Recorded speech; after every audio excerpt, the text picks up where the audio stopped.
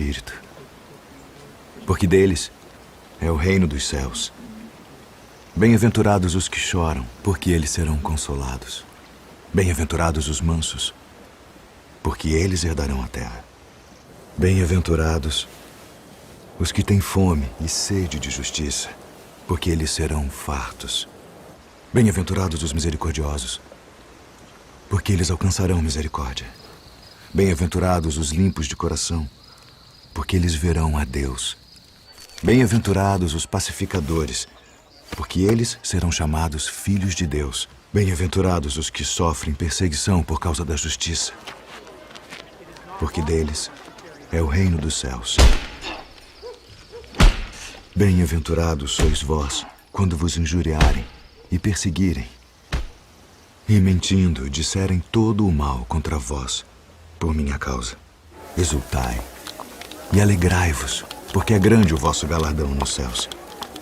Porque assim perseguiram os profetas que foram antes de vós. Vós sois o sal da terra, e se o sal for insípido, para nada mais presta, senão para se lançar fora e ser pisado pelos homens. Vós sois a luz do mundo. Não se pode esconder uma cidade edificada sobre um monte, nem se acende a candeia e se coloca debaixo do alqueire, mas no velador, e dá luz a todos que estão na casa. Assim resplandeça a vossa luz diante dos homens, para que vejam as vossas boas obras e glorifiquem a vosso Pai que está nos céus.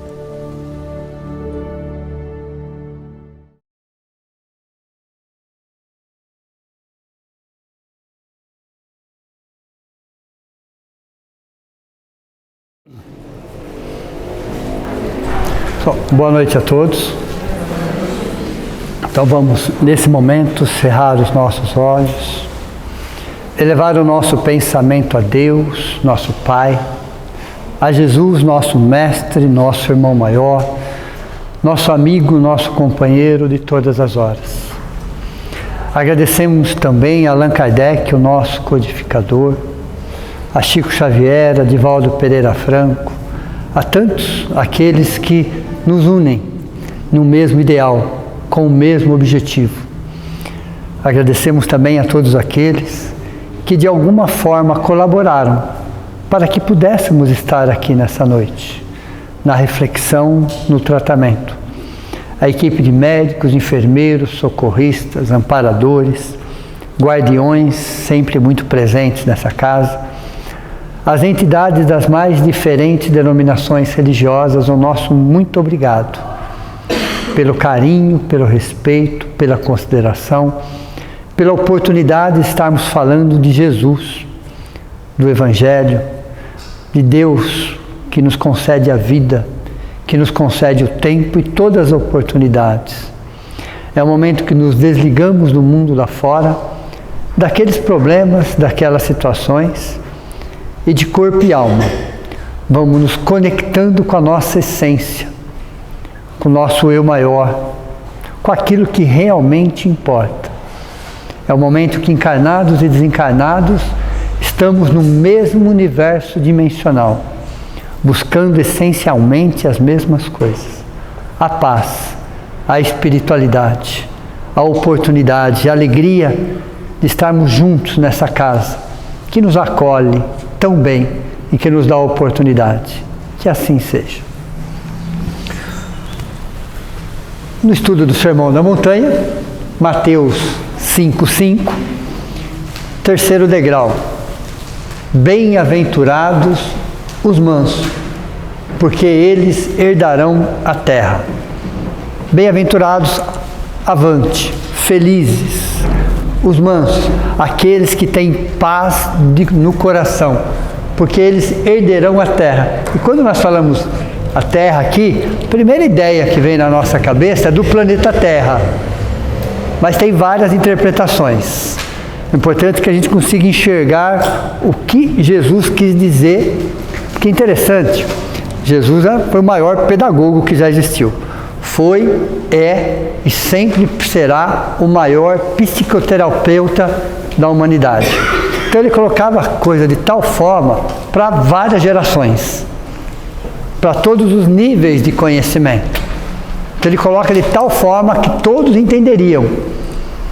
E à medida que nós fôssemos elevando, crescendo, evoluindo, nos aprofundando, voltaríamos na mesma lição, agora com outros olhos. Como eu já tinha dito uma vez, o Evangelho é o único livro que não evolui. Todos os livros de ciência, de filosofia, de matemática, de artes, tudo que vocês possam imaginar de conhecimento humano, em algum momento eles serão superados. Em algum momento eles serão superados. Menos o Evangelho. O Evangelho, ele pode mudar na forma de escrita, claro. Só. Mas ele não muda. Ele não evolui. Porque quem evolui somos nós. Então esse mesmo Evangelho de 2000 anos atrás, que nós estamos estudando hoje, essa lição é de 2000 anos atrás, e nós já passamos por elas várias vezes nos últimos 2000 anos, somos chamados hoje a olhar a mesma lição, na mesma estrutura, de uma forma mais aprofundada. Quer dizer que daqui 500 anos, bem-aventurados os mansos. Daqui 1000 anos, bem-aventurados os mansos. Daqui 5000 anos, bem-aventurados, e aí sucessivamente. E o mesmo Evangelho, ele é estudado na crosta, nós, ele é estudado no umbral fino, ele é estudado em artes em geral, ele é estudado em amor fraterno, ele é estudado em diretrizes do planeta. O mesmo Evangelho. O mesmo Evangelho, a mesma estrutura, a mesma configuração. Oi? Embaixo não. Embaixo não, ok? Quando eu falo umbral, só do umbral fino. Por que no umbral médio não, no umbral grosso não, e nas camadas inferiores não? Porque o que eles são menos preocupados é com o Evangelho. Estão preocupados com outros interesses. É como nós, na crosta. Será que todos estamos preocupados com o Evangelho? Ok? Mesmo na crosta, a condição de encarnar 8,5 bilhões de habitantes, independente cristão ou não, tá? Aí é um rótulo. Mas será que todos estão seguindo uma linha de moralidade, de espiritualidade? 8,5 bilhões? É para quem está com foco, está com interesse. Então, bem-aventurados, felizes, avante os mansos, porque eles herdarão a terra. Mas vamos dar uma interpretação. Entre centenas de interpretações, nós vamos uma interpretação. É o que cabe nesse momento. É o que comporta nesse momento.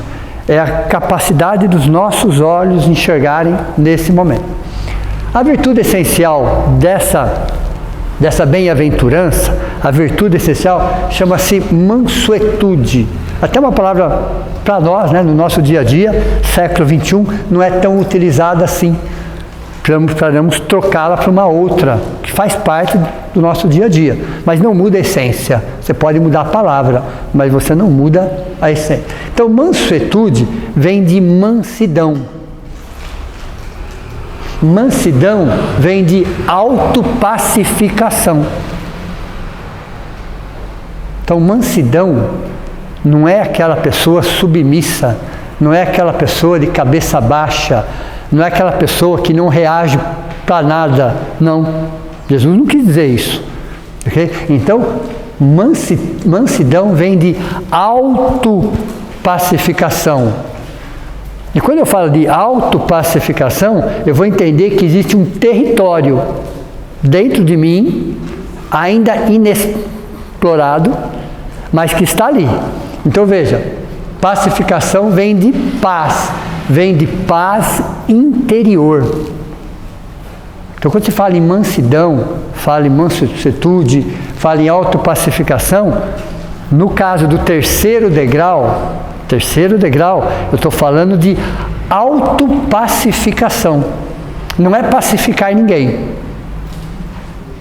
É interessante que o terceiro degrau e o sétimo degrau, eu estou falando da mesma coisa, mas em posições completamente diferentes.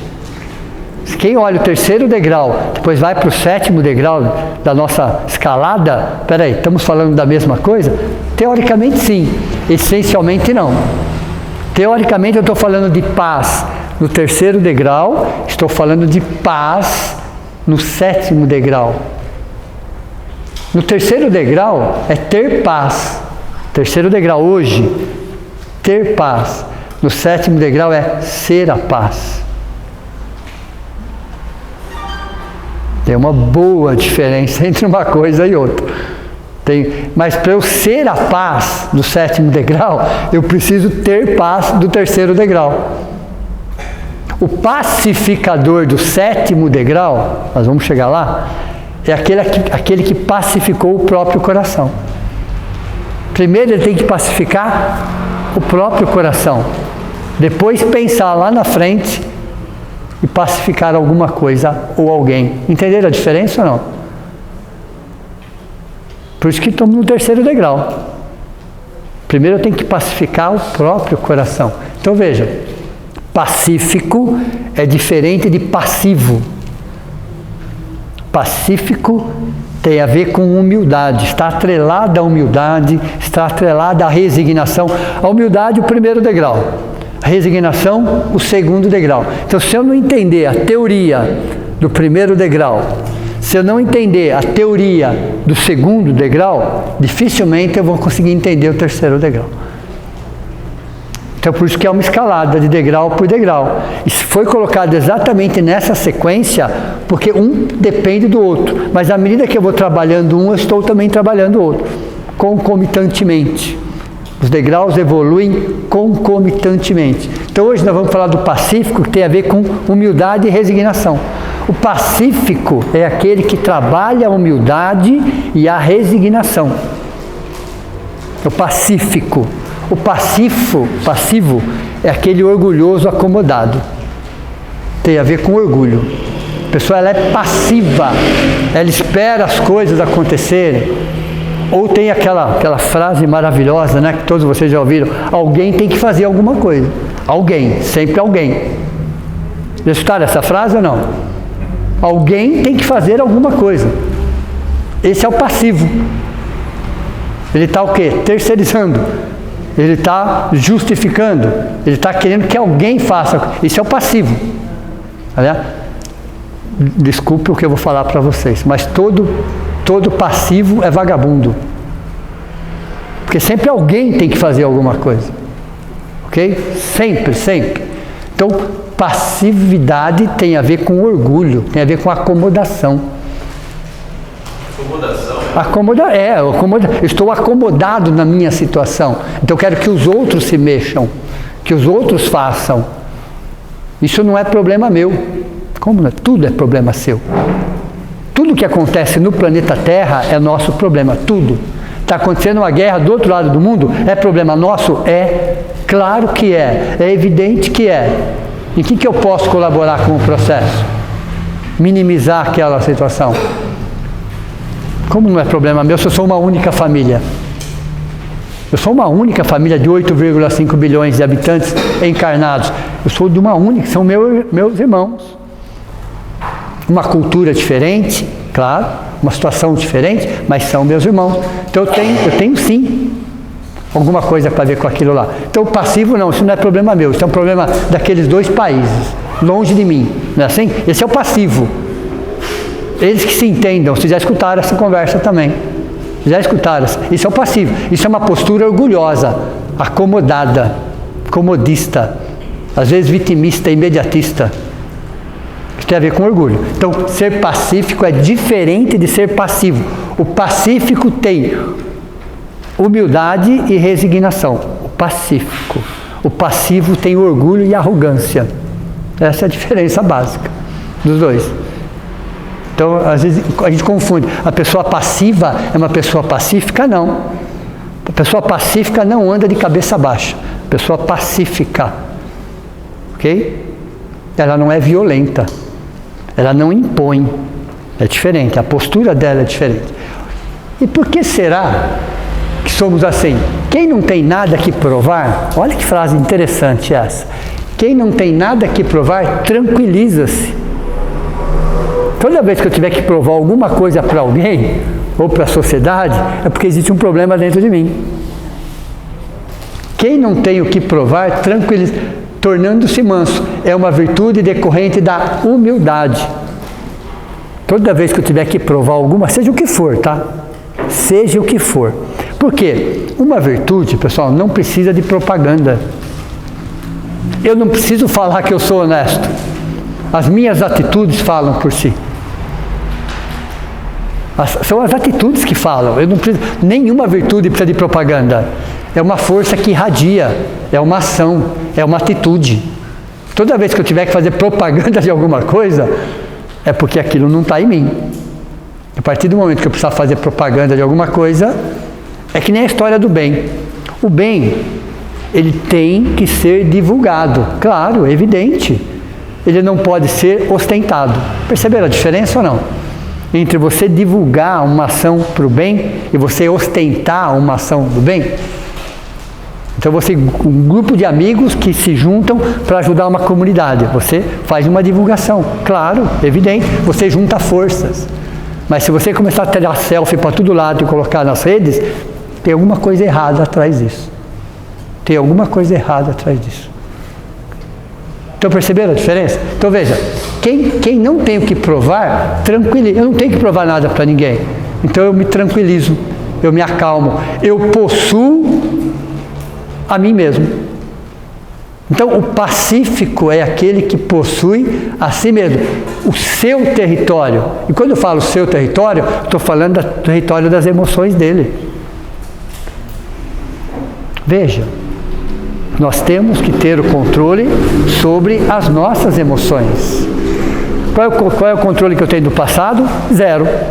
Qual é o controle que eu tenho do futuro? Zero. Qual é o controle que eu tenho do presente? 10%. O que significa os 10%? São as minhas reações frente àquilo que eu não tenho controle. Mas são as minhas reações, são as minhas emoções, são as minhas atitudes. Então o pacífico, ele o quê? Ele domina o seu território. Que território? Do seu coração, do seu sentimento, das suas emoções. Antes de reagir, ele pensa, ele reflete, ele analisa. Aquilo que nós aprendemos lá atrás, né? Conte até 10. Lembra aquela história de contar até 10? Parecia uma brincadeira, mas não era. Mas você sai de uma região do cérebro instintiva, irracional, impulsiva, e no contar até 10 você transfere isso para uma região onde você pensa, onde você reflete. Nós somos instintivos, temos um corpo instintivo. De repente você toma uma decisão baseada no instinto, e aí você vai ver quais são as consequências daquela atitude. Se você tivesse esperado 1 minuto a mais, a ação já seria outra. Veja, e por quê? Porque eu estou sempre tendo que provar alguma coisa para alguém. Sempre tendo que provar alguma coisa para alguém. Quando eu não tenho nada que provar para ninguém, eu me tranquilizo. À medida que eu me tranquilizo, eu possuo as minhas emoções. Entenderam como funciona? Bem, o pacífico está no 3º degrau. O pacificador está no 7º degrau. Entenderam isso ou não? Então, o pacífico, ele está o quê? Buscando a paz. Que paz? Interior. A paz dele. O pacífico está buscando a sua paz interior, procurando o autocontrole. Ele precisa do autocontrole. E quando que ele descontrola? Quando ele tem que provar alguma coisa para alguém. Que ele é melhor, que ele é mais rápido, que ele faz isso, que ele faz aquilo. Toda vez que ele tem que fazer alguma coisa, ele tem que provar. Isso é um processo de inaceitação de si mesmo. Inaceitação de si mesmo. Temos um problema gravíssimo no mundo hoje de inaceitação de si mesmo. Aí você precisa criar máscaras e provar a todo momento que você é melhor nisso, melhor naquilo, que você faz bem isso, que você faz bem aquilo. Veja, essa necessidade neurótica de querer sempre ser bom, ser melhor, ser eficiente, ser eficaz, estar sempre em cima. Isso é um processo de inaceitação de si próprio. Porque você tem que provar para você mesmo. Toda vez que eu tiver que provar alguma coisa, é porque eu tenho um problema seríssimo de baixa autoestima. Problema sério de baixa autoestima. O pacífico busca a paz, a autopacificação. Ele não devolve o mal. Então, qual é a grande sacada do pacífico? É aquele que se segura, literalmente falando, para não devolver o mal com o mal. Para não devolver o mal com o mal. Hoje existe, né, nas mídias, nos filmes, nas televisões, né, quanto filme de vingança? Quantos? Mascarados por ações que não sei o que lá, sempre justificando por que fez aquilo. Sempre justificando, mas é vingança. Tudo é um processo. E por que eles fazem tanto sucesso? Porque a gente se sente vingado em cima daquilo, frente a uma injustiça, uma suposta injustiça. Aí a doutrina espírita fala assim para a gente: no mundo existem injustiças, não existem injustiçados. Aí complicou. No mundo existem injustiças, não existem injustiçados. Quer dizer, tudo que acontece de alguma forma faz parte. Pois não. E um personagem dessa característica, né, vem à mente, a primeira pessoa que vem é Gandhi, né? Exato. Ele conseguiu a liberdade do país dele, né, sem nenhum tiro, né, só uma paz. Né? Exato. Gandhi era um pacífico, ele era um pacificador. Gandhi já estava no 7º degrau. Pé só, né? Pé só, ok? Então veja, não devolve o mal.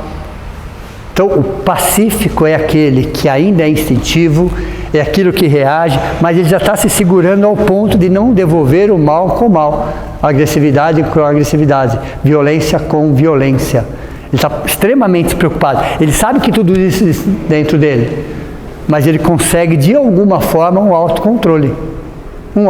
É a única coisa que ele consegue é segurar as suas reações. Então ele não devolve o mal. Então a vingança é o sentimento mais pesado que um ser humano pode carregar. Pesado literalmente falando, tá?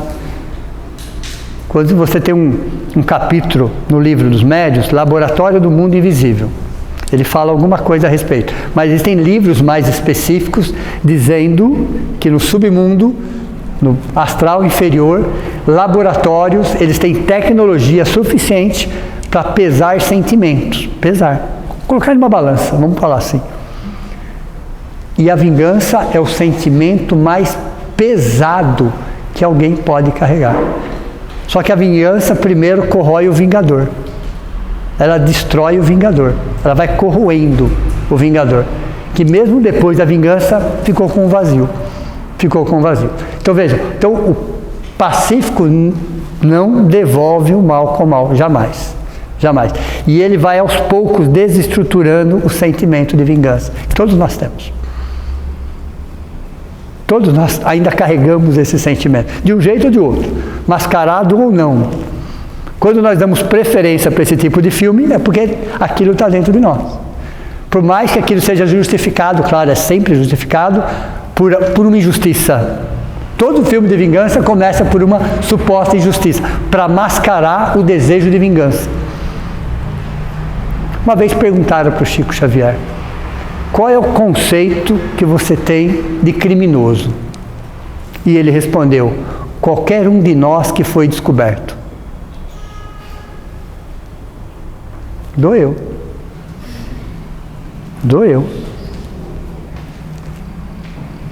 Um criminoso tinha sido descoberto, a mídia tinha feito todo aquele estardalhaço, mexeu com a opinião pública e foram perguntar justamente para o cara errado. Perguntaram para o cara errado: qual é o conceito que você tem de criminoso? Qualquer um de nós que foi descoberto. Somos criminosos. Fato. Todos somos. Deu para vocês entenderem? Então veja, uma pessoa só possui a si mesmo quando se tranquiliza. Vocês já repararam isso ou não? Quando a gente consegue contar, não até 10, né, até 100, até 1000, e você se tranquiliza, você respira, você sai daquela ação mentalmente, se não dá para sair fisicamente, você sai psiquicamente daquilo, depois de alguns minutos, ou depois de algumas horas, você olha para aquilo e fala: puxa vida, consegui. Tinha tudo para fazer uma besteira, tinha tudo para reagir de uma forma extremamente violenta. E consegui, depois de muito esforço, Me tranquilizar. Uma pessoa só possui a si mesma quando se tranquiliza. Então, o pacífico é aquele que se segura, que conhece o seu sentimento, que conhece as suas reações, mas ele tenta de todas as formas possíveis e imagináveis, reptiliano, vamos falar assim, as suas reações automáticas. Porque o nosso corpo é um corpo animal e reage de forma instintiva. Mas somos seres humanos, ou estamos tentando ser. E aí vem o racional e tenta segurar o reptiliano. Deu para você entender? Então veja, possui a si mesmo. Então quando se fala que território herdarão a terra, que terra? De território? Que território? Das próprias emoções. Então o pacífico é aquele que controla as próprias, pelo menos na maioria das vezes, controla as próprias emoções. Ele não vai chegar nunca no 7º degrau se ele não tiver controle de si mesmo. Ele precisa ter controle de si mesmo. No mundo de provas e expiações isso é fácil? Não. Dá para fazer isso todos os dias? Não. Dá para se esforçar todos os dias? Sim. Para se esforçar todos os dias, dá. Ora eu vou conseguir, ora eu não vou conseguir. Mas eu tenho que ter transparência do que eu fiz. Carlos, existe a possibilidade de você subir todos esses degraus todos os dias e voltar? Não. Mesmo não dando menos? Não, na verdade, como eu disse aquela hora, são vários degraus, 7 degraus, né, uns 8 degraus, que você vai subindo gradativamente. Você vai buscando a teoria, e toda vez que eu tenho uma teoria, a vida me coloca numa prática daquela teoria. Aí eu vou para o segundo, aí eu vou para o terceiro. Então, à medida que depois você pode voltar e aperfeiçoar. Aí sim, descer para aperfeiçoar. É que nem eu disse, daqui 1000 anos, vamos pegar a mesma situação e analisar com outros olhos. A humildade com outros olhos, a resignação, aí sim, descer nesse sentido, se aprofundar ainda mais. Aí sim, sem dúvida. Sem dúvida, porque você sobe, mas você desce para aperfeiçoar. Aquilo já foi aprendido, você vai aperfeiçoar ainda mais aquilo. Como que é vista a humildade no plano superior? Artes em geral, como que eles olham a virtude chamada humildade? No amor fraterno, como é que eles enxergam a humildade? Como é que eles enxergam a humildade em diretrizes do planeta? Veja, aí você volta e começa de novo, mas você está aperfeiçoando. Tudo bem? Então vamos lá. Agressividade. A agressividade é uma palavra que a gente tem que tomar um certo cuidado com ela. Por quê? Nós atrelamos a agressividade com algo negativo. Às vezes é, às vezes não é. A agressividade é um impulso que nós temos, é um movimento, é uma energia, às vezes necessária, mas não atrele isso à violência. Violência é desnecessária. A agressividade, em alguns momentos, em algumas situações, ela é necessária. Eu vou dar um exemplo mais prático. Vamos supor que um cirurgião precisa fazer uma operação cardíaca em alguém e precisa abrir o peito da pessoa. Como é que ele faz isso? Ele vai ter que usar de agressividade, sim ou não? Sim. Vocês concordam? Vai ter que usar de força? Sim. De energia? De uma agressividade? Sim. Perceberam? Qual é o objetivo? Então, às vezes, você tem um movimento, um direcionamento que você precisa usar desta agressividade, porque é uma energia, é um movimento, é mover. O que significa agressividade? Mover-se para frente, é um impulso, às vezes necessário. Pense num cirurgião que precisa abrir o peito de uma pessoa para fazer uma operação cardíaca, por exemplo. Ele vai ter que usar de força, literalmente falando. Essa força, nesse caso, chama-se agressividade, entenderam? Mas qual é o objetivo? Qual é o foco? Qual é a intenção? Qual é o propósito? Entende? Muitas vezes um mecanismo de defesa. Um mecanismo de defesa. Paulo, né? O apóstolo Paulo, sobre esse aspecto, ele era agressivo. Enérgico e às vezes agressivo. Mas precisava. Nós conhecemos Jesus graças a Paulo. Para quem não sabe disso. Ele que se incumbiu da tarefa de espalhar aquilo. Um jeito meio truculento, mas tinha que ser. Tinha que ser quem queria encontrar pela frente. Pessoas mais truculentas ainda. Nós, tá? Uma Ásia inteira politeísta. Então, veja, era necessário uma postura truculenta, vamos dizer assim, agressiva mas qual era o objetivo? Qual era a intenção? Qual era o propósito? Então, quando a gente olha para a palavra agressividade, nós temos que pensar que em alguns momentos, dependendo do objetivo, ela se torna necessária. Entenderam? É como a palavra orgulho. Ela é negativa? Não, é evidente que não. A forma que eu uso esse sentimento se torna negativo.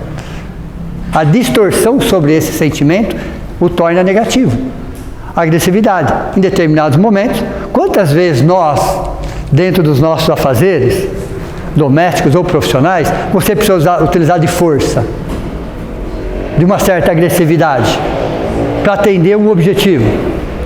Porque você sabia o resultado daquilo. E naquele momento você precisou de força, você precisou de agressividade. Entenderam? Essa agressividade é uma energia, é um movimento, é algo que vai trazer algo de positivo. No caso de Deus, quando viu o filho dele na cruz, a hora que começou a coisa ficar feia, seria uma agressividade dele por causa de ver o filho dele na cruz? É difícil você falar de Deus, né? A gente foge um pouco de parâmetro, né? Quais são as reações dele. Não, porque aquilo de alguma forma, já era previsível que ia acontecer. Já era, antes dele encarnar, porque Jesus não reencarna, tá? Ele encarna. Ele já sabia de antemão, já sabia que aquilo ia acontecer. A possibilidade daquilo acontecer era de mais de 90%. Ele já sabia. E morrer na cruz naquela época era algo quase que todo final de semana tinha. Ok? Infelizmente era. Então, dentro daquelas leis, dentro daqueles interesses, morrer daquela forma era algo meio comum naquela época. E ele sabia que a partir do momento que ele defrontaria com interesses, o resultado seria aquele. Então, Deus já sabia muito antes que Jesus já sabia daquilo. Ok? Então, veja, pense na palavra agressividade, não de forma negativa. Em alguns momentos, em algumas situações, ela se torna necessária, até por um instinto de conservação. Até por um instinto de conservação ela é necessária. Ok? Não a violência. A agressividade como um impulso, usada para o bem. Pense na ideia de um cirurgião tendo que abrir alguém para fazer uma cirurgia. Ele precisa usar de força, de agressividade, mas o objetivo é a cura. Entenderam? Então, é uma energia que você precisa, uma força que você tem que usar, nesse caso. Okay? Então, nós estamos na nossa escalada aqui, mas antes de entrar nos degraus, vamos falar de um sentimento que todos nós temos, que ultimamente, né, está mais em evidência, que parece que virou algo de ordem mundial: odiar alguém, odiar alguma pessoa, odiar um propósito, um gênero, uma situação. Repararam como parece que os grupos estão se fechando dentro de um sentimento de ódio? Da política, de um gênero, de uma profissão, de uma situação, de um time, não importa. As pessoas estão se fechando dentro de um sentimento de ódio. Chama-se intolerância. Intolerância. O problema não é a intolerância de fora. Não é a intolerância dos outros, vamos dizer assim. O problema não é esse. O problema é a intolerância de dentro. Essa é a pior intolerância. É a nossa intolerância em relação a algumas coisas que acontecem fora de nós. Essa intolerância, movida pelo orgulho, pela arrogância, pela prepotência, pela vaidade desmedida. Então, quando nós falamos em intolerância, a primeira coisa que nós temos que pensar, isso é ressignificar um conceito. Nós temos que aprender a doutrina espírita nos ajuda a ressignificar, dar um outro significado. A violência, não houve a violência. Quando uma pessoa está gritando e a outra está gritando, nenhuma das duas está escutando nada. Olha, interessante. O ódio, não houve o ódio. A violência, não houve a violência. Então não é agir de forma violenta com alguém violento que nós vamos chegar num ponto. Não é odiando em cima de um outro ódio que você vai chegar num ponto de equilíbrio. Então a primeira coisa é que o problema não é externo. Não é a intolerância dos outros em relação a nós, às vezes, a uma ideia, mas é a nossa intolerância. Esse é o maior problema. Então quando você fala da mansuetude, do pacífico, ele entende que ele é intolerante. Ele está se autopacificando. E ele tem que entender quais são as causas da sua intolerância. E vai ressignificando, e vai reciclando, e vai mudando os seus valores. Nós somos intolerantes. Então o problema não é a intolerância dos outros em relação a nós, mas a intolerância nossa em relação aos outros, ou a uma ideia, ou a uma situação. Então veja, a violência não ouve a violência, o ódio não escuta o ódio. A única voz que o orgulho ouve é a voz da humildade. A única voz que o orgulho ouve é a voz da humildade.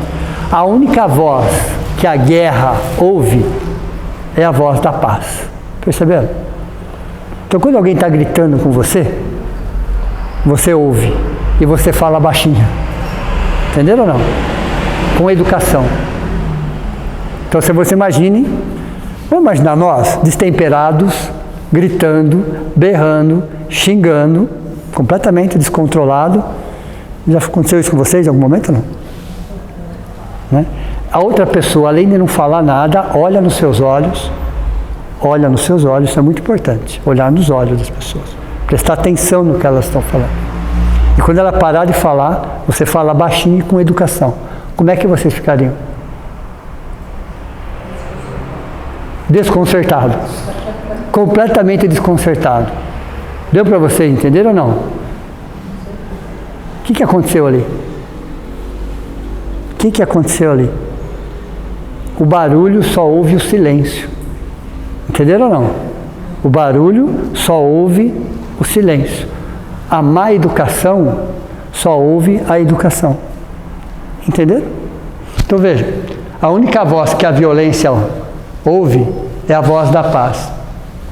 A única voz que o orgulho ouve é a voz da humildade.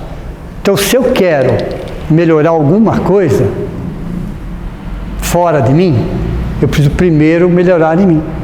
Então às vezes o nosso ego grita, berra, xinga, acaba chantageando e quer porque quer, e o nosso eu, a nossa essência, só ouve. O nosso ego gritar, brigar, xingar, cobrar, exigir, reclamar, a nossa essência só ouve. A hora que a gente se acalma, que ela vem conversar com a gente. Pensa bem, analisa bem, reflete, tenta enxergar de uma outra forma. É o nosso eu falando com o nosso ego. Nosso ego barulhento, exigente, egoísta, orgulhoso, prepotente. O nosso eu só ouvindo, a nossa essência só ouvindo. Então o problema não está fora, o problema não está dentro de nós. Então o pacífico, ele nem está muito preocupado com o que está acontecendo fora dele.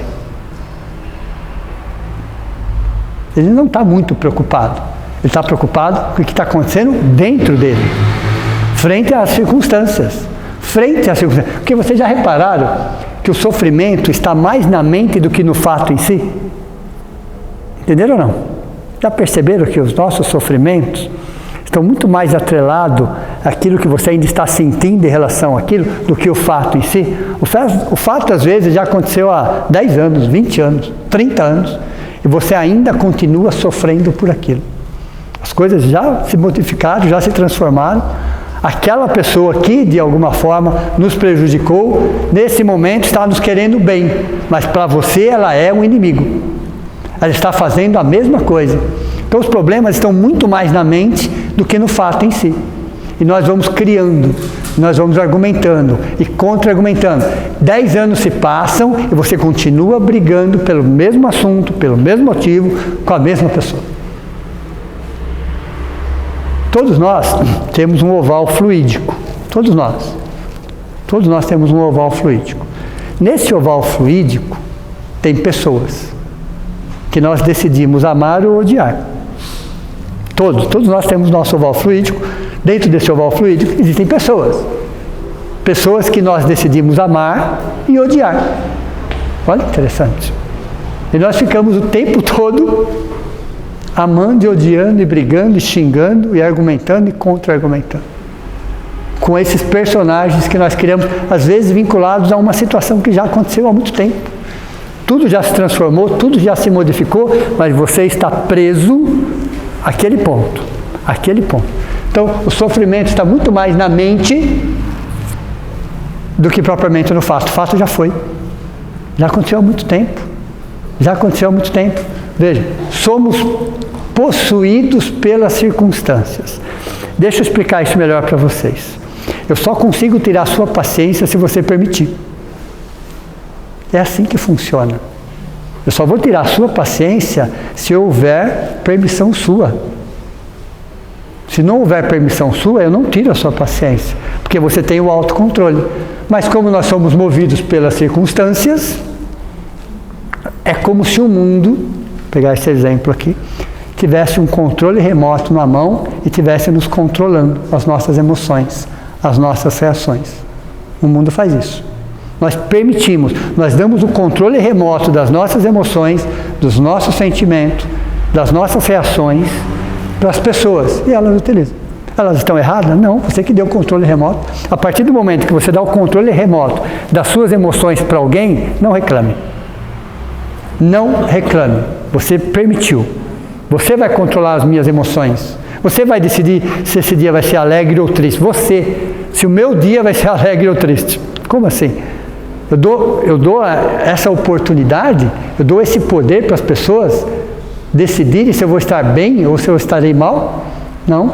Veja, nós somos possuídos pelas circunstâncias, pelas pessoas, pelos padrões, pelas notícias.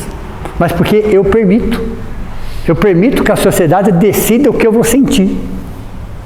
Porque eu tenho que provar sempre alguma coisa para alguém. A partir do momento que eu não preciso provar nada para alguém, o controle volta para minha mão. Eu controlo o que eu vou sentir. Eu controlo. Se eu gostei ou não gostei, isso é uma situação minha. Como que eu vou reagir é um problema meu. E quando a gente fala em circunstâncias, olha que interessante. Somos seres únicos, não existe ninguém igual a nós em todo o universo, parecido talvez, mas somos seres únicos, construídos nos últimos 100 mil anos, pelo menos. Então, quantas experiências, quantas situações, quantas personalidades nos últimos 100 mil anos, até que a gente chegue ao que nós somos hoje.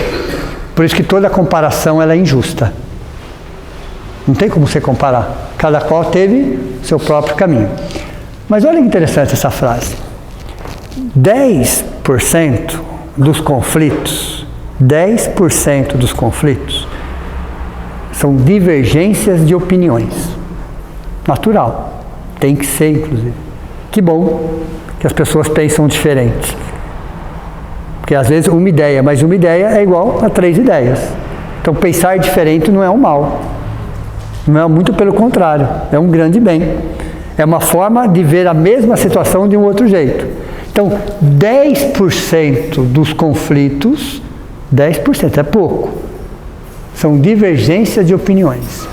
90% dos conflitos, 90% dos conflitos é o tom de voz empregado. É a forma pela qual eu acabo interagindo com a pessoa. Aí o meu pior força o pior da outra pessoa. Se eu vou com violência, o que eu espero? Violência. O outro não é melhor nem pior do que eu. Não é nem melhor e nem pior do que eu. Aí se ele ficar em silêncio, eu chamo ele do quê? De passivo ainda. Porque eu quero briga. Não é assim? Então veja, 10% são divergências de opiniões, natural. 90% dos conflitos, eles acontecem pelo tom de voz empregado. A forma de exigir, de cobrar, de impor. Só que toda vez que eu faço isso, eu chamo isso para mim também. É como se o outro fosse um espelho de mim mesmo. Veja, o pensamento cria a vida que nós procuramos. O pensamento cria a vida que nós procuramos. Essa frase está no livro Pensamento e Vida de Emmanuel. Pensamento cria a vida que nós procuramos. O livro inteiro fala sobre isso. Pensamento cria. Você quer ver o que significa? Que se eu for de forma educada, a possibilidade da pessoa responder de forma educada é de 90%. Veja, é simples assim. Mas se eu for de forma incisiva, agressiva, violenta, e chegar cobrando, impondo, com o tom de voz mais alto, o que eu vou esperar? O outro é tão igual quanto eu. É tão igual quanto eu. E se for um espírito mais evoluído, eu vou ficar com mais raiva ainda. Porque ele vai ficar em silêncio, ele vai me ouvir. E às vezes eu quero briga, eu quero discussão. Eu quero que o outro, de alguma forma, entre em conflito comigo. Porque eu preciso, essa necessidade neurótica de provar que sou o melhor, que sou o único. Perceberam? Então veja, 10% dos conflitos estão nas diferenças de opinião. 90% é o tom de voz empregado. Então, quanta coisa poderia ser evitado se eu mudasse o tom de voz. Oi? No livro do Marshall Rosenberg, que é Comunicação Não Violenta, né? Sim. Fala que a partir do momento que a pessoa muda a comunicação dela, usando de forma não violenta, ele desperta no outro a compaixão. Exato. Percebe que nós provocamos reações nas pessoas? Nós provocamos. Se eu dou o meu pior, a possibilidade de vir o pior é grande. Se eu dou o meu melhor, a possibilidade de vir o melhor é grande. Então você tem a violência verbal e a violência não verbal. Mas somos violentos. E por que somos violentos? Porque não somos pacíficos. Porque não pacificamos os nossos corações. Muito pelo contrário, ainda alimentamos mais e mais e mais e mais com violências. Aí eu reajo de forma violenta. Então, voltando na nossa escadinha, que está fácil subir, está muito tranquila. Está muito tranquilo, está muito fácil para subir, ok? Está muito simples, muito simples. Nem vocês pensaram que fosse tão fácil assim, né? Primeiro degrau, a base do primeiro degrau, só para recordar, é a gratidão. Depois eu vou para o primeiro degrau, humildade, e os seus subdegraus. Cada degrau tem seus subdegraus, ok? Então, primeiro aqui, ó, primeiro degrau, humildade. A primeira e a mais importante virtude de todas. Essa é a primeira. E ela é a base. Ela é o pé da montanha, vamos dizer assim. Sem ela, não vou fazer nada. Aí subindo, eu vou para o segundo degrau, chamado resignação. Resignação. E vou entender o porquê da dor, do sofrimento. Na segunda, que é o consentimento do coração. Resignação é o consentimento do coração.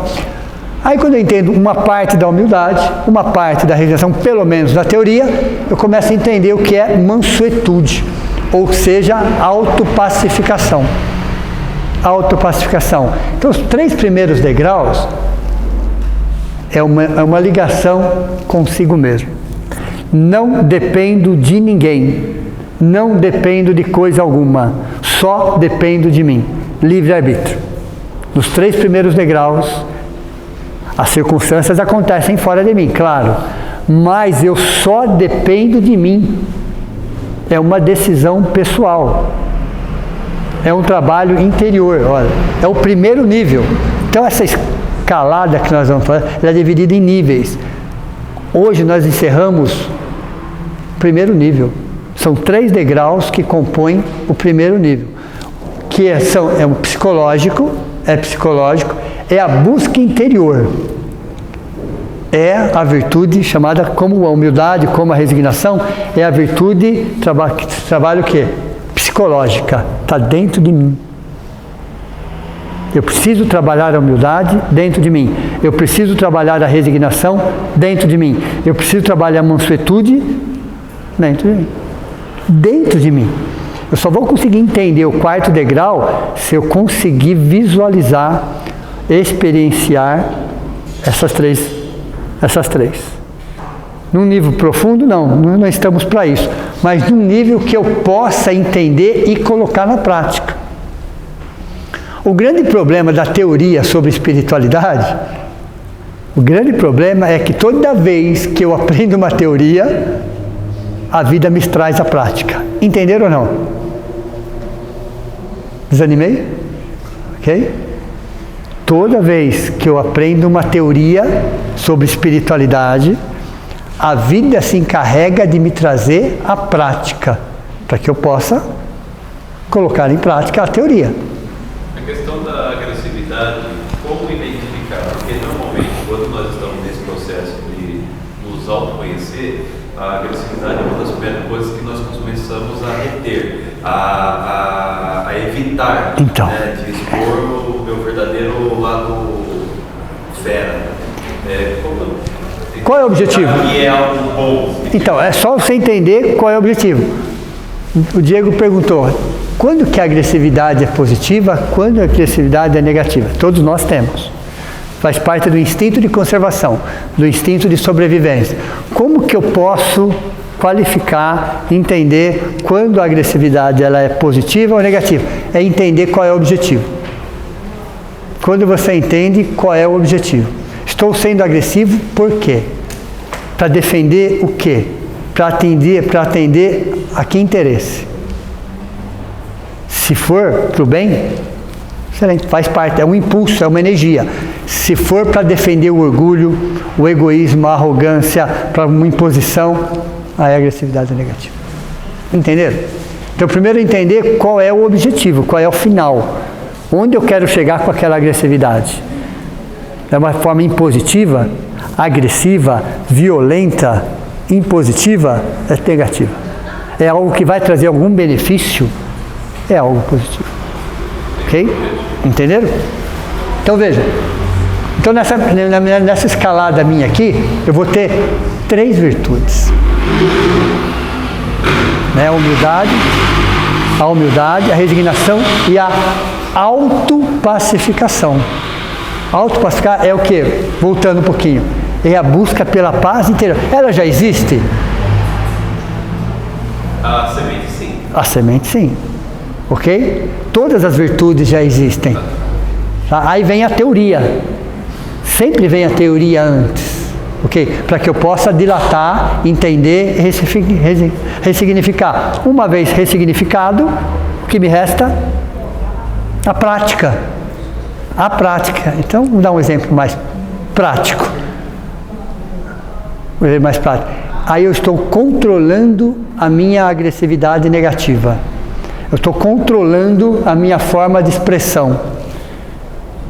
Eu estou modulando o meu tom de voz. Eu estou buscando ser mais educado, ser mais compreensivo, E fica os opostos, né? ser mais gentil. Estou buscando. Onde Deus vai me colocar? Nos inferninhos da vida.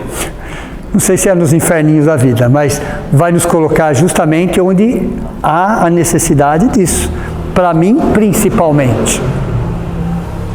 Eu tinha ouvido uma palestra nesse processo, quando nós falamos de espiritualidade, nós sempre pensamos, eu vou lá no Monte do Tibete, vou lá na África. Ele falou, não, é algo que você está na sua casa, ajude os seus. Aqui, ó, essa montanha está dentro de nós. Você pode até no Tibete se você quiser, sem problema nenhum, ok? O problema não é esse.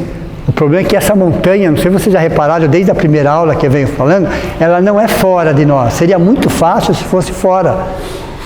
O problema é que essa montanha está dentro de nós. Essa escalada aqui, que é uma escalada, está dentro de nós. Todas as virtudes estão dentro de nós. Todas.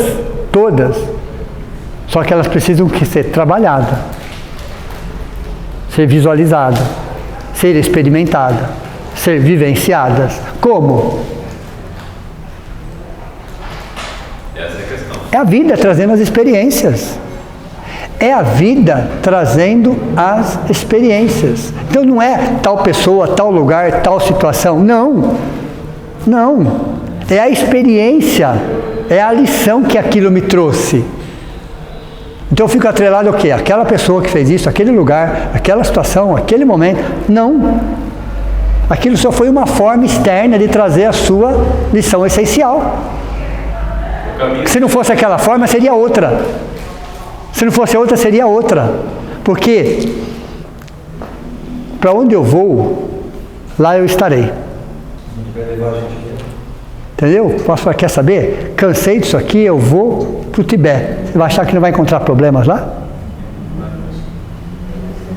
Nossos sentimentos, anotem porque isso vai cair na prova. Nossos sentimentos e pensamentos atrairão pessoas e situações para perto de nós. Mesmo estando lá no... Sim, onde você quiser. Pode falar. Interessante que na aula passada, sobre a resignação, eu tinha assistido um vídeo no domingo, né, na segunda-feira, ele consultou uma cliente, estava revoltada com uma determinada situação. Aí eu aproveitei a explicação sobre a resignação, né, positiva e negativa, tentando mostrar, ajudando ela na reflexão dela, que ela tinha feito o melhor, né? E aí ela entendendo que ela estava no processo de resignação positiva, né? Aí realmente ela se acalmou. Então eu aproveitei o Exato. erro e já... Exato, a resignação tem que ser positiva, ativa, não negativa. O caminho seria mais importante que o destino? O caminho. Sem dúvida. Porque cada caminho nos traz uma lição, te traz uma essência. Porque quando você chegar lá em cima, você nem repara que você está lá em cima. Vira natural, vira espontâneo. Você nem percebe que você está lá em cima. Então o caminho é mais importante do que o destino. Então veja, de nada adiantaria eu subir toda essa escada de forma egoísta e fechar lá em cima. Deu para você entender ou não? Já sou anjo. Porque quando eu subir, eu vou ter que aprender a descer. Para que eu subo? Para aprender a descer sem se comprometer. Então a evolução é um processo de um degrau que você vai subindo. Chega num patamar que a espiritualidade fala assim, agora você desce. Para quê? Você subiu para quê mesmo? Para descer sem se comprometer. Porque você vai passar pelas mesmas lições. Assim fazem os missionários. Eles não descem? Não estão entre nós, num planeta de provas e expiações? Por que eles descem? Porque eles vão exemplificar aquela lição. E eles não vão se comprometer. Então, toda vez que eu aprender uma lição, Deus, a vida, vai me colocar exatamente onde não tem aquela lição. Para quê? Para avaliar até que ponto eu aprendi e até que ponto eu possa servir de exemplo. É assim que funciona. É exatamente assim que funciona. Então não sei se é um bom negócio querer ser anjo, ou arcanjo, ou dali para cima. Porque nós seremos colocados em determinadas situações, justamente para achar o ponto de equilíbrio. O ponto de equilíbrio é um extremo de violência num extremo de paz. Para quem não sabe, aliás, essa história é bem antiga, né? A maioria das pessoas sabem. Quem que está cuidando de Adolf Hitler no plano espiritual? Mahatma Gandhi. O extremo da violência com o extremo da paz, para se achar o ponto de equilíbrio. Quem que pediu isso? O próprio Mahatma Gandhi. Foi um pedido de Mahatma Gandhi, para cuidar desse irmão, chamado Adolf Hitler. Entenderam? É assim que funciona. No universo tudo está em equilíbrio.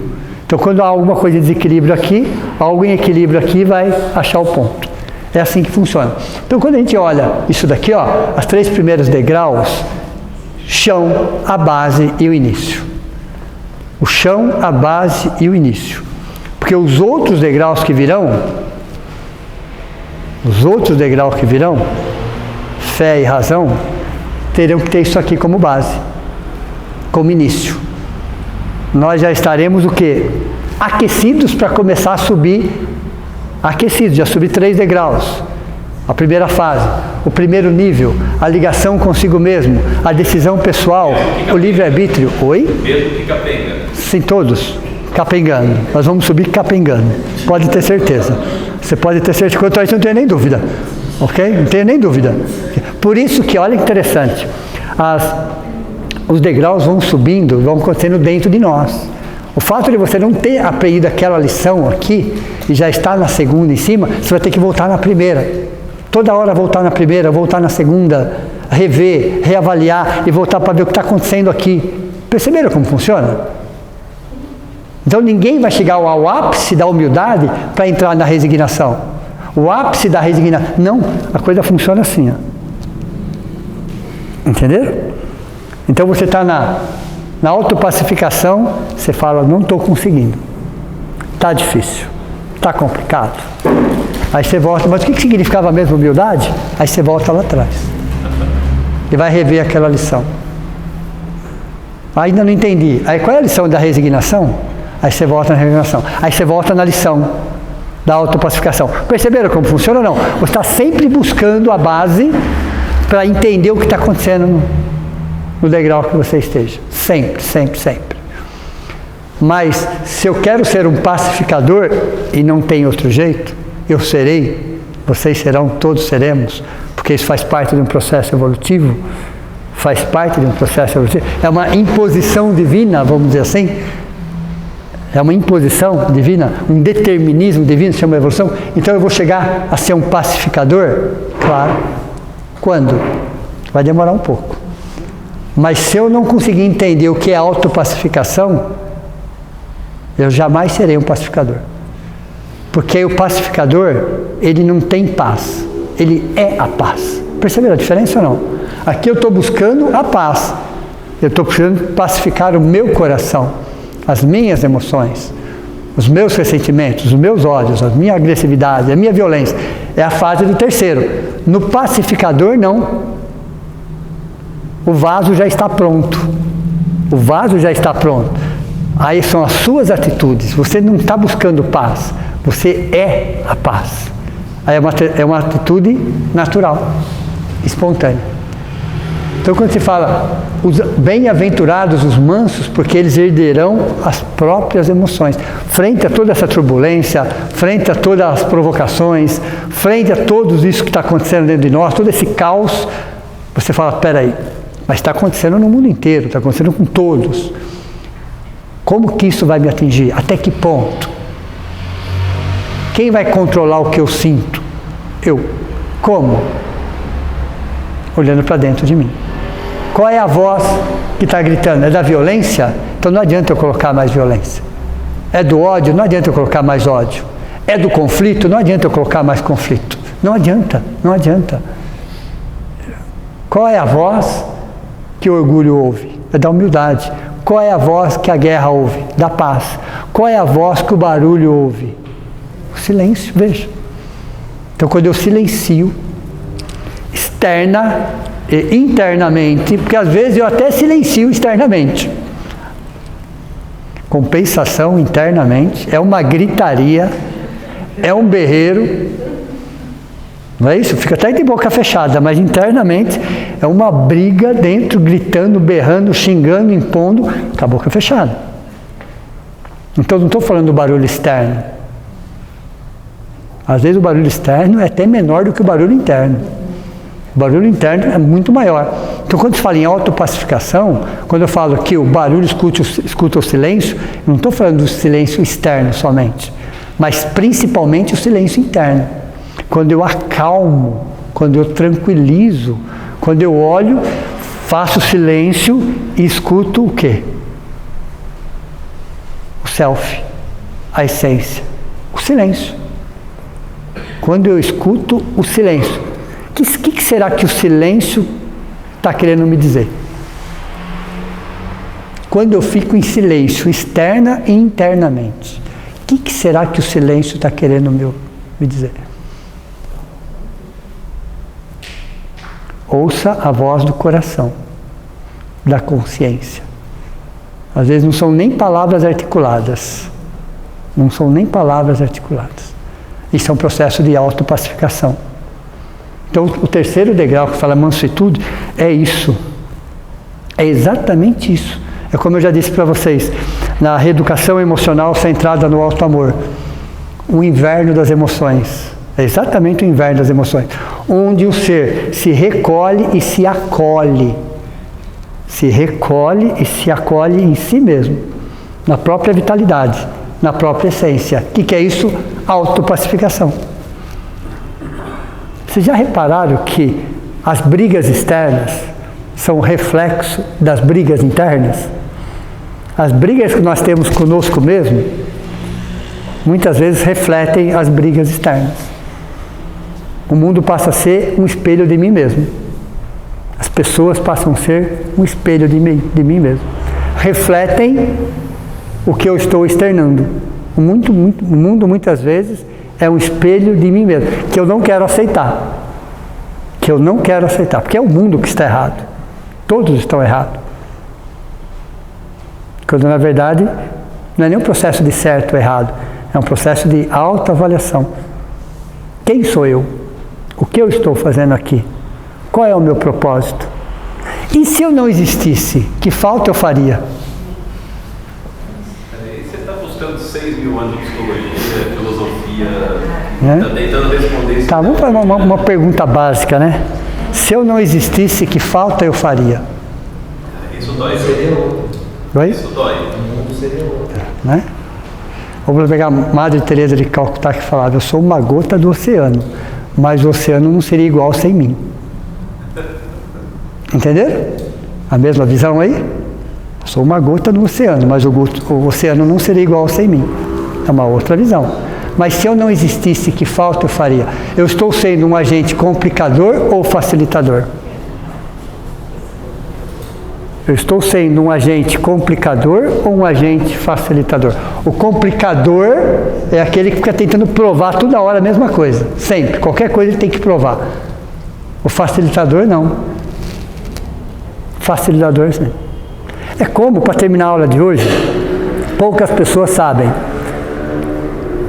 a palavra família.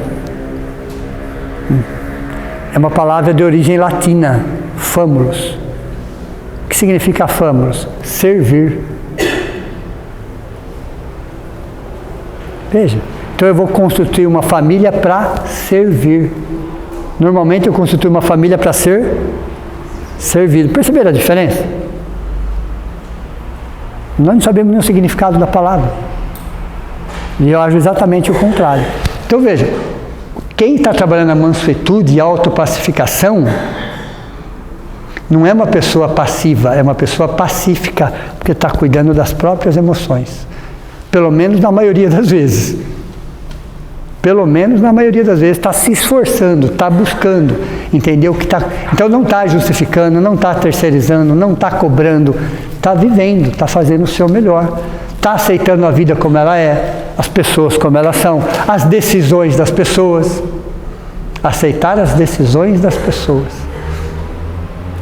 Difícil? É difícil, mas é necessário.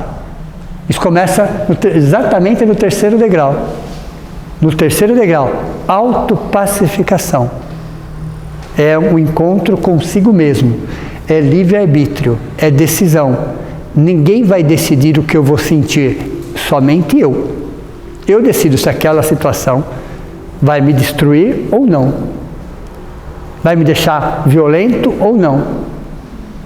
Mas é uma decisão pessoal. Então, mansuetude é, acima de tudo, pacificar o próprio coração. É herdar a terra. Que terra? O território. Que território? O território das próprias emoções. Uma boa noite a todos vocês. Meu muito obrigado. Só vou fazer a prece de encerramento. Ok? Não vai durar nem 50 minutos, rapidinho. Então vamos, nesse momento, agradecer a Deus, a Jesus, a toda a espiritualidade aqui presente, ao tratamento espiritual que recebemos. Uma equipe de médicos, enfermeiros, socorristas, passistas do plano maior, aproveitaram desse momento, dessa vibração, e nos trataram, cuidaram, nos abraçaram, nos envolveram em muita luz e em muita paz. Colocaram a semente da paz nos nossos corações, que já existia, para que possa germinar, para que possa florescer, para que possa realmente mostrar o que nós estamos fazendo aqui. A oportunidade de estarmos encarnados, estarmos num grupo de pessoas, exercendo uma função, mas fazendo o nosso melhor. O nosso principal compromisso é conosco mesmo, com os nossos sentimentos e pensamentos, no mundo que nós queremos criar dentro de nós, nessa escalada, nessa montanha que faz parte do nosso crescimento como seres humanos, para uma vida mais plena, não isenta de desafios, de dores, mas uma vida que realmente vale a pena, um colorido, uma certeza que não estamos aqui por acaso, que cada situação, cada pessoa, cada experiência nos traga um valor, nos traga algo que realmente agregue, que nos deixe melhores principalmente para nós mesmos, que possamos conviver de forma pacífica dentro de nós. E aí sim, essa autopacificação será refletida nas nossas ações, nas nossas palavras. Que possamos deixar todo o julgamento, todo o preconceito de lado e olhar o mundo com os olhos do amor, da serenidade, da alegria, tendo a certeza que estamos numa abençoada escola e que cada um de nós está passando exatamente pelas experiências, pelas lições necessárias, muitas delas solicitadas por nós mesmos, antes dessa reencarnação, junto com os nossos anjos da guarda, protetores e amigos do plano maior. Agradecemos a essa casa, a todos os seus trabalhadores, a doutrina espírita que nos consola, que nos esclarece, mas que principalmente nos liberta de nós mesmos, daquilo que nós temos acorrentados por séculos a fios. Mas chegou o momento de olhar para dentro de nós e reconhecer o ser humano, a nossa vitalidade, a nossa potencialidade, a nossa alegria, a nossa essência divina, a felicidade que está muito perto de nós, para que possamos juntos construir um mundo melhor. Mas a construção desse mundo melhor começa dentro dos nossos corações. Que assim seja.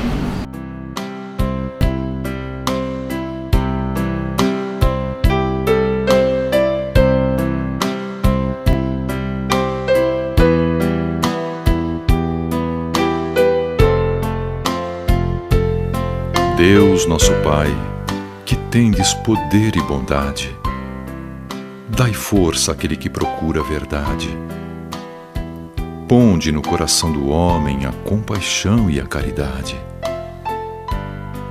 Deus, dai ao viajor a estrela guia, ao aflito a consolação, ao doente o repouso.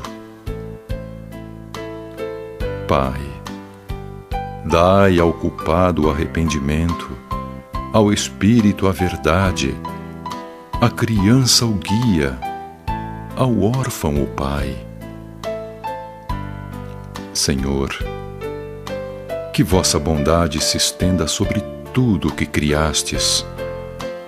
Piedade, Senhor, para aquele que não vos conhece, esperança para aquele que sofre.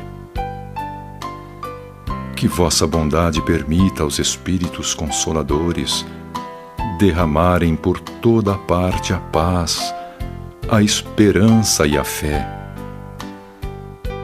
Deus, um raio, uma faísca do vosso amor pode abrasar a terra. Deixai-nos beber nas fontes fecundas e infinitas, e todas as lágrimas secarão, todas as dores acalmar-se-ão.